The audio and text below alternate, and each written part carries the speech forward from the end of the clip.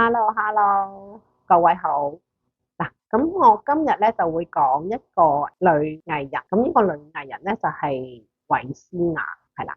咁佢咧就1984年11月24號出世嘅，咁就係俏選人。嗱，咁佢咧就喺16歲嘅時候咧，就係做一啲兼職嘅模特兒咧，咁就去揾下錢啊。咁繼而咧喺2008年嘅時候咧，就參加 TVB 嘅四葉草啦，咁就盛裝舞步愛作戰咧，咁就係進入呢個影視圈㗎啦。咁之後咧就成為咗英皇咧個娛樂嗰個集團嘅旗下女藝人啦。咁佢係拍好多個電視啊、電影啊，甚至乎廣告㗎。咁佢都係一個幾勤力嘅女藝人嚟㗎，我覺得係啦。咁喺2025年咧破地獄咧呢套戲咧，佢就已經係攞咗呢個啊金像獎最佳嘅女主角啦。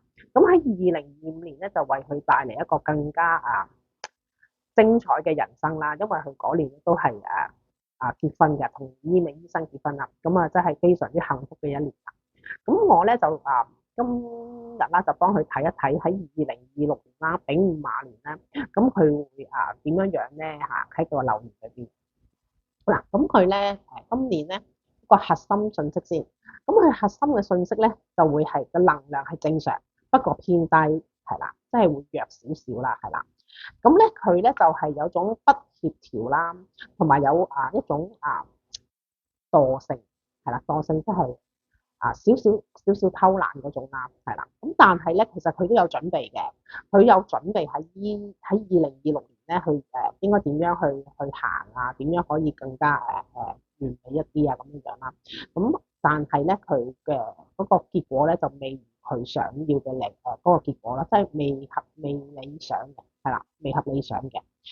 咁咧就再講佢嗰個精神層面啊，嗰個信息咧就係、其實佢今年咧係想去改變啦，同埋佢思想咧係有一啲新嘅變化嘅。嗱，例如啦，佢係想即係例如啦，佢想拍古裝咁計啦，古裝。咁但係咧喺市場嘅需求咧，可能覺得佢係你都係拍時裝好睇啲喎，或者點樣樣喎，觀眾會受落一啲喎咁樣樣。咁所以咧就係環境嘅因素咧，就係未可以俾到佢啊，係啦。佢想去改變，佢想去有一啲新嘅創新，或者佢想改變下佢個角色啊，或者係其他咁樣。咁但係咧就今年咧就未得住啦，係啦。咁再講啦，一啲改變常嘅嘢咧，有啲人咧，佢想今年譬如轉工啦，係啦轉工，但係其實今年未適合佢轉工嘅喎，因為可能佢轉個工又唔係佢想做嘅嘢嚟嘅，或者佢轉咗工，佢仲要行咗好多嘅冤枉路嘅。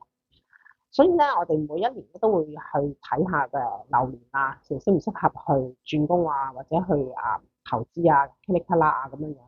咁所以想去改變，唔係話唔得，但係要睇下你今年適唔適合去做嗰樣嘢咯。因為咧，你就會弄巧反拙㗎啦。咁再講啦，咁詩雅啦，係啦，再講詩雅佢嘅工作信息啦。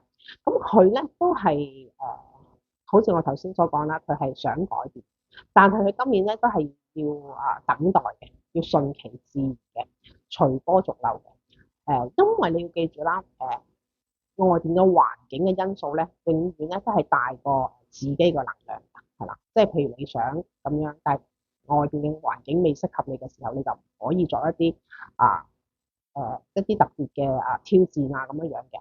你係要因應個環境而去慢慢去逐步逐步咁樣行，咁樣你今年咧就會反而係會過得比較係覺得係舒服一啲啦，係啦，冇咁大嘅壓力啊，冇咁大嘅困難啦。